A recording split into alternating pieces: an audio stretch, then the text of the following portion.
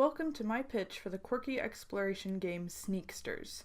In this game, in order to explore the environment and choose a final form, a pair of chameleon shoes changes their appearance to blend in and avoid human feet.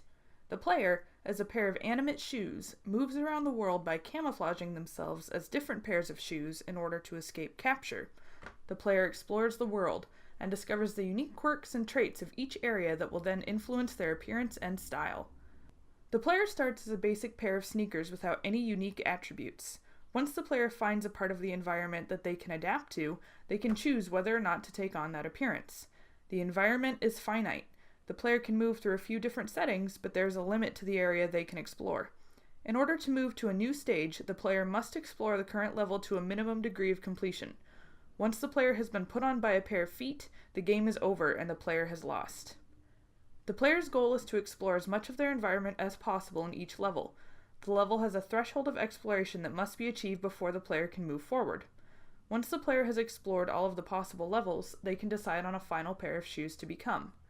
They can choose from whatever forms they've been throughout the game, and once they have decided a form, the game ends.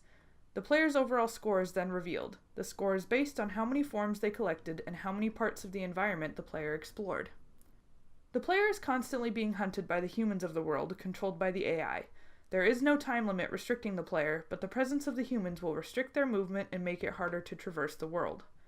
The player can decide what areas to explore and what form to take within those areas. The player can find styles from their environment. Finding a stylized graffiti, for example, gives the player a new form. The player must decide which form works best for their current situation, because humans are attracted to certain styles of shoes. If the player is a pair of flip-flops near a beach, they will be hunted more aggressively by the humans and will have to hide or change forms accordingly. Taking on a specific style in a corresponding area will unlock the points in that area that need to be explored, so the player must be aware of their setting to ensure that it's safe enough to explore. The theme of the game is exploration, and the tone stays humorous and lighthearted throughout. With only humans as the main antagonists, the player is free to explore and enjoy the environment at their own pace, as long as they can stay away from feet. The game's perspective is 3D over the shoulder. This helps keep the area in plain view for the player, but also makes sure that they aren't overly hindered by the camera when trying to explore or hide. A bubbly, cartoonish aesthetic helps emphasize the upbeat tone. The game is similar to Katamari Damacy in that the player will traverse and explore different contained environments where they might be preyed upon while they're in certain forms. In Katamari, the player is attacked by hostile creatures if they're under a certain size. In this game, the player will be attacked if they're in a more appealing form. The camera style and motion is also similar to that used in Katamari, allowing for a full rotational view of the world. The potential for a highly stealth-based experience is high in this game. The player might prioritize finding forms more than actually exploring the environment, and this will result in a different type of score than if they'd explored more.